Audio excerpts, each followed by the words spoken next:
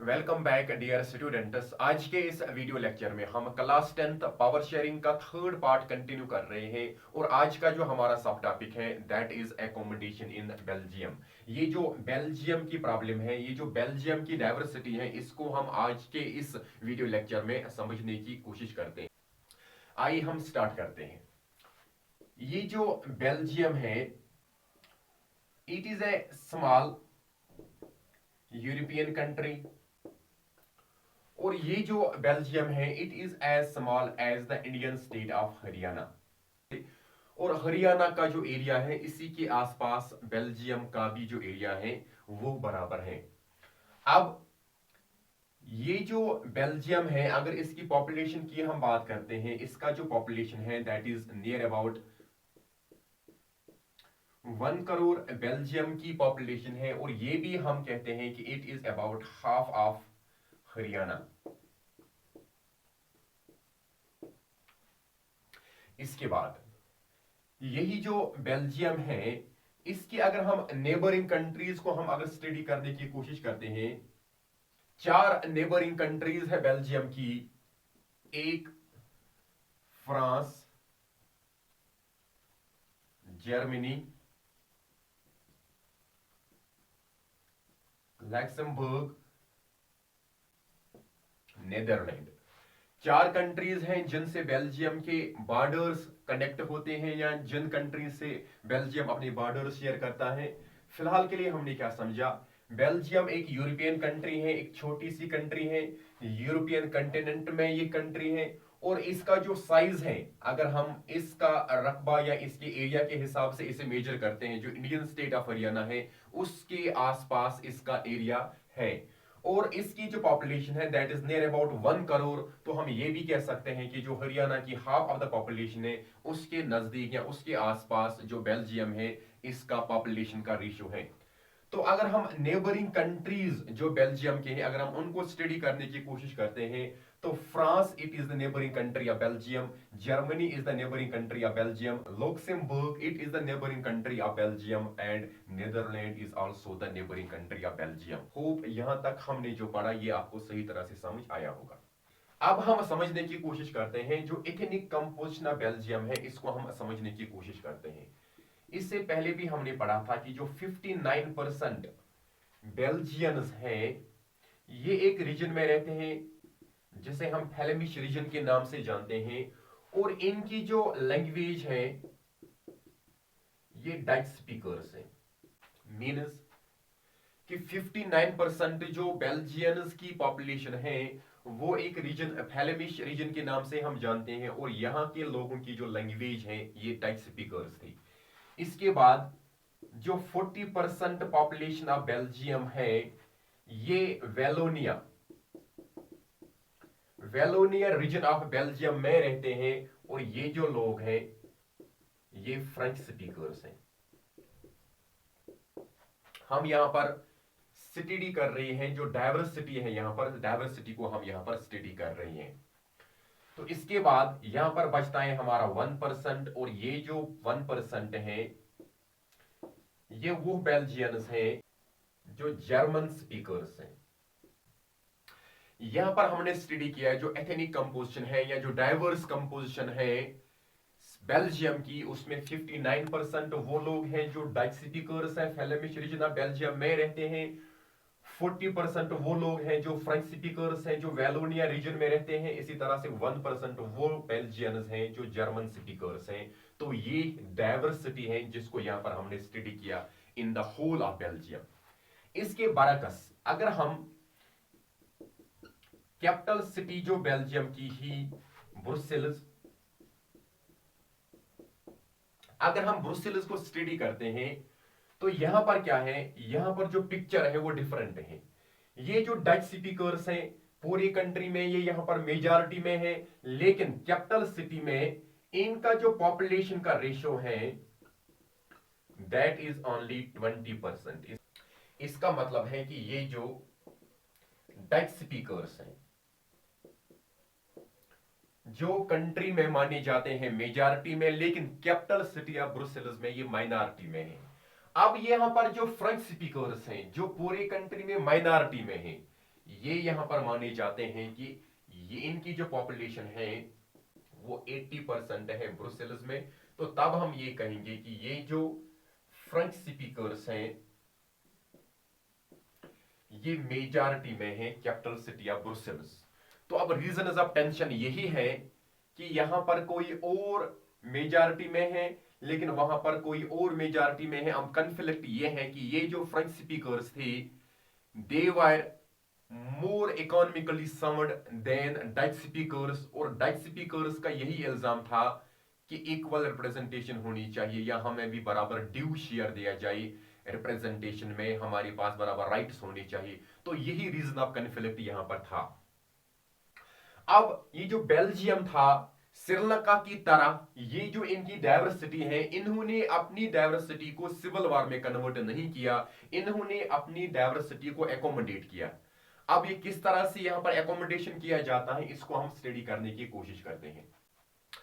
अब डाइवर्सिटीज को बेल्जियम में एकोमोडेट करना था, इसलिए क्या किया जाता है बिटवीन 1970 टू 1993 जो कॉन्स्टिट्यूशन ऑफ बेल्जियम थी, बिटवीन 1970 टू 1993 जो कॉन्स्टिट्यूशन ऑफ बेल्जियम थी इसको 4 बार अमेंड किया गया, मीन्स कि 4 टाइम्स अमेंड किया गया।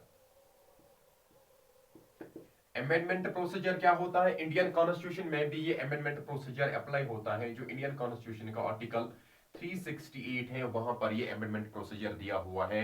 Amendment procedure is a procedure जिसके जरिए हम जो रिक्वायर्ड नीड होती है उनको एकोमोडेट कर सकते हैं कॉन्स्टिट्यूशन में, या हम ये कहेंगे कि जो एग्जिस्टिंग हमारे पास प्रोविजनस आर्टिकल्स होते हैं इनको हम डिलीट कर सकते हैं, चेंज कर सकते हैं। तो इसके जरिए जो कॉन्स्टिट्यूशन है इस अमेंडमेंट प्रोसीजर के जरिए ये मुमकिन हो पाता है कि जो कॉन्स्टिट्यूशन है उसको फ्रेश रखा जाता है और उसमें से जो नीड्स होती हैं, जो रिक्वायरमेंट्स होती हैं फ्रॉम टाइम टू टाइम उनको हम एकोमोडेट करते हैं। तो इसलिए यहां पर ये डाइवर्सिटी थी। अब बेल्जियम में इस डाइवर्सिटी को एकोमोडेट करना था। फॉर दिस पर्पज 4 बार जो कॉन्स्टिट्यूशन ऑफ बेल्जियम थी इसे अमेंड किया जाता है, और इंडियन कॉन्स्टिट्यूशन में भी ये आर्टिकल 368 अमेंडमेंट प्रोसीजर के बारे में बात करता है। अब पहला अब पहली कोशिश जो की गई डाइवर्सिटीज को एकोमोडेट करने के लिए वो ये कि एक सेंटर गवर्नमेंट इस्टेब्लिश की जाती है, और सेंटर गवर्नमेंट को एस्टेब्लिश करने के बाद यहां पर equal representation both the communities को दी जाती है। मीन्स फॉर एग्जाम्पल अगर हमारे हाउस की स्ट्रेंथ 500 थी, यहां पर ये जो 250 स्ट्रेंथ थी ये ए कम्युनिटी में थी, मीन्स बेल्जियम में डच कम्युनिटी को 250 रिप्रेजेंटेशन दी गई सेंट्रल गवर्नमेंट में। Eight the same time 250 representation जो है वो फ्रेंच स्पीकर्स को दी गई। इस तरह से सेंट्रल लेवल पर जो डाइवर्सिटी का इशू था उसको यहां पर एकोमोडेट किया गया, और जो इश्यू ऑफ इनएडुकेटेड रिप्रेजेंटेशन था उसको यहां पर हल किया जाता है। तो ये हमने यहां पर क्या किया, पहला काम हमने सेंट्रल गवर्नमेंट को एस्टेब्लिश किया और यहां पर इक्वल रिप्रेजेंटेशन दोनों कम्युनिटीज को दिया। मींस अगर हमारे पास 500 की स्ट्रेंथ है, 250 रिप्रेजेंटेशन हमने एक कम्युनिटी को दी और 250 रिप्रेजेंटेशन हमने दूसरी कम्युनिटी को दी। और कुछ फंक्शंस जो सेंट्रल गवर्नमेंट के थे वो स्टेट गवर्नमेंट को दिए गए, लेकिन स्टेट गवर्नमेंट इंडिपेंडेंट रखी गई, स्टेट गवर्नमेंट सबऑर्डिनेट नहीं रखी गई सेंट्रल गवर्नमेंट पर। इसका मतलब यह हुआ कुछ फंक्शंस स्टेट गवर्नमेंट को दिए जाते हैं, इसका मतलब यह हुआ कि स्टेट गवर्नमेंट भी एस्टेब्लिश की जाती हैं, और ये जो स्टेट गवर्नमेंट होती है यहां पर भी इक्वल रिप्रेजेंटेशन दी जाती है। और फाइनली यहां पर आप याद रखोगे कि ये जो स्टेट गवर्नमेंट है it is not subordinate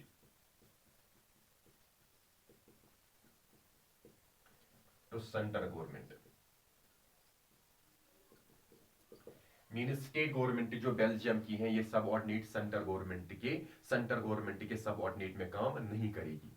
unlike in India, यहाँ पर जो स्टेट गवर्नमेंट्स हैं वो subordinate units of the central government हैं, बिकॉज इंडिया का जो फेडरल सिस्टम का कंसेप्ट है that is known as indestructible union of destructible states.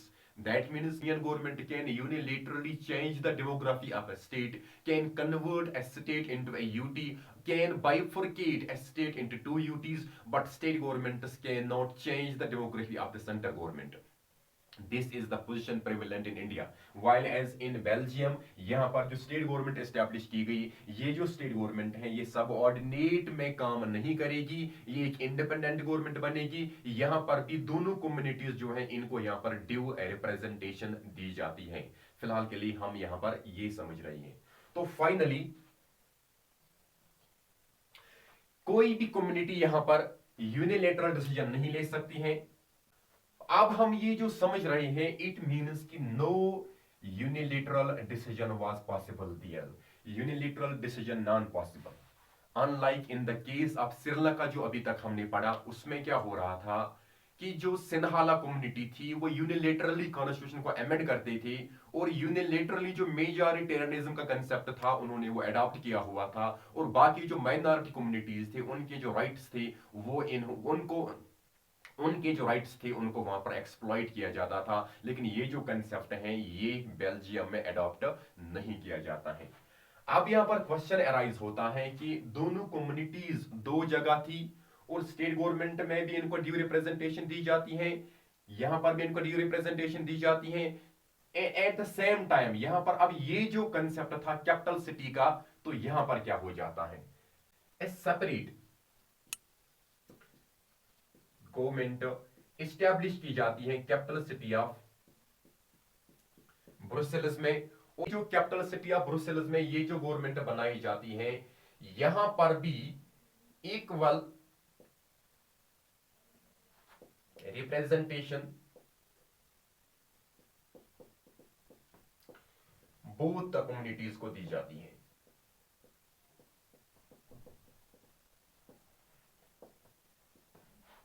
जिस तरह से सेंट्रल लेवल पर ड्यू रिप्रेजेंटेशन दी गई दोनों कम्युनिटीज को, मींस बराबर रिप्रेजेंटेशन रखी गई काउंसिल ऑफ मेंबर्स की, एट द सेम टाइम जो ब्रुसेल्स की प्रॉब्लम थी जहां पर डच वाली माइनॉरिटी में थी, फ्रेंच वाली मेजॉरिटी में थी, इस सिस्टम को खत्म करने के लिए क्या किया गया, यहां पर ब्रुसेल्स में भी एक सेपरेट गवर्नमेंट बनाई गई जहां पर इक्वल रिप्रेजेंटेशन सभी कम्युनिटीज या दोनों कम्युनिटीज को यहां पर दी जाती है।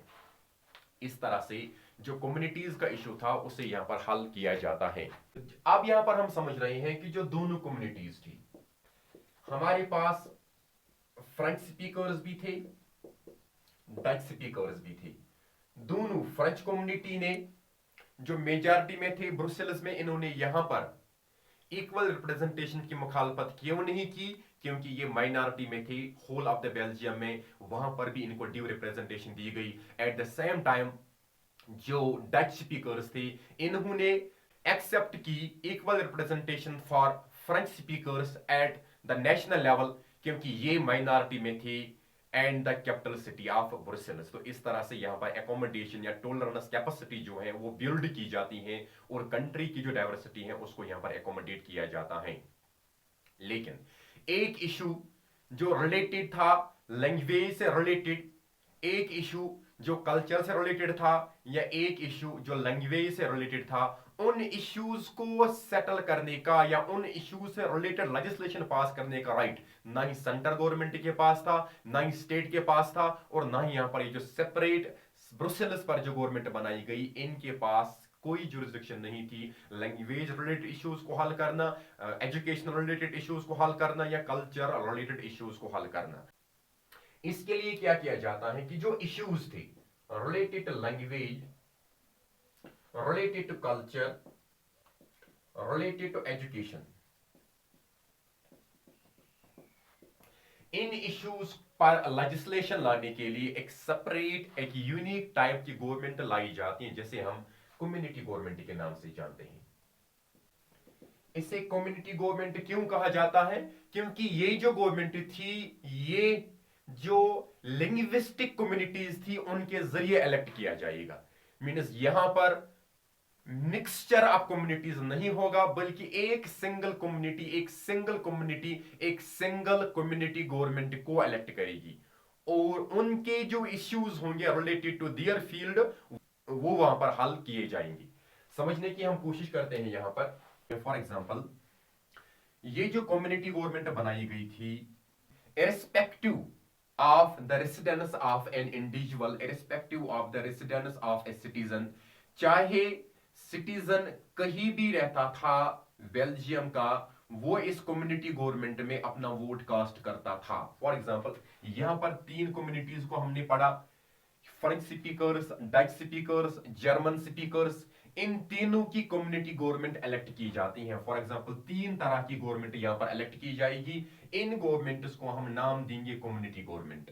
मींस एक गवर्नमेंट जो है ये इलेक्ट की जाएगी बाय द फ्रेंच स्पीकर्स, एक गवर्नमेंट जो है ये इलेक्ट की जाएगी by the Dutch speakers, eight the same time एक गवर्नमेंट जो है ये इलेक्ट की जाएगी बाय द जर्मन स्पीकर्स।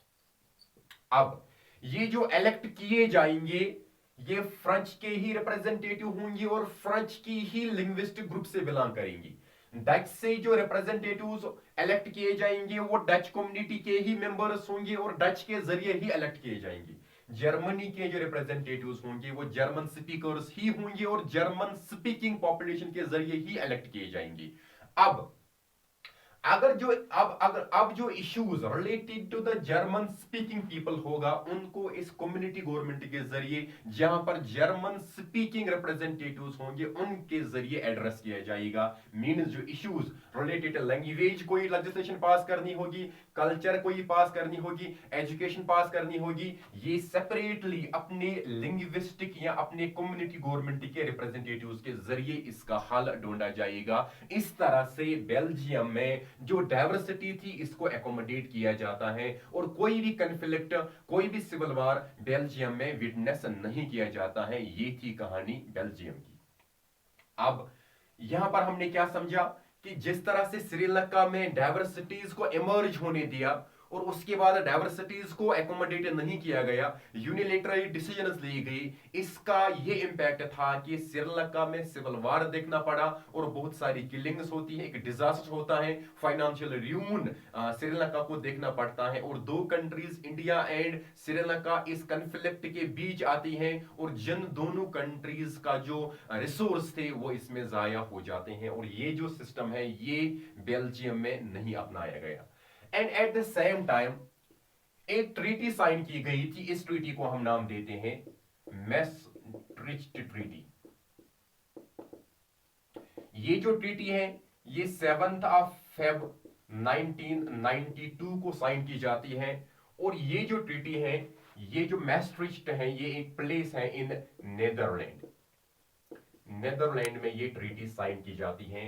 और इस ट्रीटी का जो रिजल्ट निकलता है, it led to the existence of European Union. Means कि इस मैस्ट्रिक्ट ट्रीटी के जरिए जो 7 Feb 1990 को मैस्ट्रिक्ट नेदरलैंड में साइन की जाती है, इसके जरिए एक ऑर्गेनाइजेशन बनाई जाती है जिसे हम यूरोपियन यूनियन के नाम से जानते हैं। तो फाइनली उसके बाद ये जो बेल्जियम था इसे एक पीसफुल रीजन माना गया, इसे एक पीसफुल रीजन डिक्लेयर किया गया क्योंकि इन्होंने अपनी डाइवर्सिटीज एक सही तरीके से एकोमोडेट की। फाइनली ये जो यूरोपियन यूनियन का हेडक्वार्टर है ये बेल्जियम के कैपिटल सिटी ऑफ ब्रुसेल्स में रखा गया। Means it was an example कि बेल्जियम के जरिए पीस को मेंटेन किया गया, कन्फ्लिक्ट को पुरअमन तरीकों से हल किया गया। और उसके बाद जो यूरोपियन कम्युनिटी थी, यूरोपियन यूनियन जो था, और उसके बाद जो यूरोपियन यूनियन की जब एग्जिस्टेंस होती है 1992 में, ये अपना जो हेडक्वार्टर है ब्रुसेल्स में एस्टैब्लिश करते हैं on the base of this, because Brussels is a peaceful country with in the European continent. ये थी कहानी एकोमोडेशन इन द बेल्जियम। हमने इस वीडियो लेक्चर में अब क्या समझा? Belgium it was a small European country as small as that of Indian state of Haryana. इसकी जो पॉपुलेशन है that is about half of the Haryana, that is near about 1 crore. Finally जो नेबरिंग कंट्रीज बेल्जियम के हैं that is France, that is Germany, that is Luxembourg, that is Netherland. And after that अब हम जो ethnic diversity या हम कहेंगे कि जो लिंग्विस्टिक कंपोजिशन ऑफ दिस जो linguistic composition of this Belgium है, इसको हम स्टडी करने की कोशिश करते हैं। 59% बेल्जियंस वो हैं जो डच स्पीकर्स हैं और फ्लेमिश रीजन ऑफ बेल्जियम में सेटल्ड हैं। इसी तरह से 40% बेल्जियंस वो हैं जो फ्रेंच स्पीकर्स हैं and they are settled in the Wallonia region of the Belgium. At the same time 1% Belgians वो हैं जो बेल्जियम में ही रहते हैं and they constitute and they are German speakers. This is the linguistic composition और the diverse composition और the ethnic composition of the whole of Belgium. Now this is the diversity, and now we will look at different course at the Brussels level. Brussels is the capital city of Belgium. In the Brussels, Dutch speakers are in minority, while French speakers are in majority, and there was a need to accommodate this diversity, or it will create a disaster in the whole of Belgium. And for this purpose, from 1970 to 1993, the Constitution of Belgium was amended 4 times to accommodate these diversities and to get away, so that all these diversities may not convert into a disaster, may not convert into a civil war. So finally, the first step taken was a central government was established, wherein equal representation was given to both the communities to maintain peace, and at the same time a separate state government was established while equal representation was given both the communities, but this state government was not made subordinate to central government as in the case of India. Most importantly, at the Brussels, capital city of Brussels, another separate government was established, and wherein the French speakers were in majority, but to get away from this concept of majoritarianism, an equal representation was also given to both the communities at the capital city of Brussels level as well as at the national level. So in this way, diversities were accommodated. None of the community, neither Dutch at the national level nor French at the Brussels level, complained against each other. They accommodated their diversities in a very peaceful manner. Now, a third level or a third type of government was also established, that is called as community government. And community government was authorized to have access, to have jurisdiction of issues related to language, related to culture, related to issues. These would be settled only, or the legislation would be passed on these issues by the community government. And this community government was a new model which was applied, which was adopted in the Belgium. In this community government, every linguistic group, irrespective of the place they were settled, were eligible to cast to vote in favor of their own linguistic community government. And finally, 3 linguistic community governments were established, and the main objective of these community government was to settle issues related to language, related to culture, related to education of their own particular community. Because these community governments were elected by the single community and the representatives were from the same community. In this way, we can say the decisions taken by the community government were for the welfare of their own particular linguistic group. So we can say there was no reason of conflict, there was no chance of conflict within these community governments. So in this way, the diversity in the Belgium was accommodated. After that, a treaty known as Maastricht Treaty was signed on 7th of February 1992. It was signed in Netherlands, and this very treaty led to the existence of a European organization called as European Union. And finally, it was observed that Belgium is a peaceful country, or they accommodated their diversities in a very peaceful manner. So finally, European Union headquarters was established in the Belgian capital city, that is Brussels. Brussels was chosen as the headquarters of the European Union. So in this way, Belgium was an example of peaceful coexistence in the whole of the European continent. So, hope you all have understood all the concepts very clearly. In case you are new to this channel, do subscribe the channel, do hit the bell icon. So whenever we upload a new video, you may get our latest notification. This was all in this today's video lecture. We will be back in the next video lecture. Till then, stay blessed. Allah Hafiz. Fi Amanillah.